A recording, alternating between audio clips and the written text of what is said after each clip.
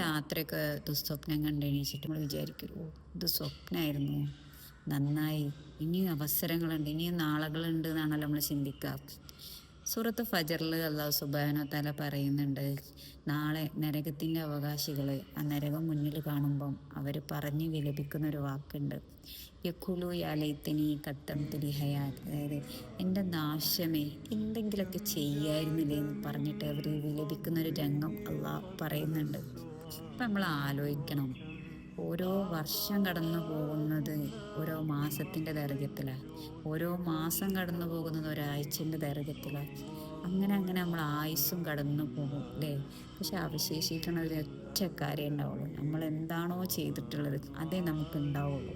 അന്ന് നമുക്ക് ഭൂമിയിലോട്ടോ അല്ലെങ്കിൽ നമ്മളെ ജീവിതത്തിലേക്കോ നമുക്കൊരു തിരിച്ചുവരവ് ഉണ്ടാവും? ഇല്ല, ഒരിക്കലും ഇല്ല, നമുക്ക് വരാൻ പറ്റില്ല. രാത്രി ദുസ്സംശയം കണ്ടെണീക്കുമ്പോൾ നമുക്ക് അവസരങ്ങളുണ്ട് അല്ലേ, പക്ഷെ അതേമാതിരി അന്ന് നമുക്ക് തിരിച്ചു വരാൻ പറ്റും ഇങ്ങോട്ട്?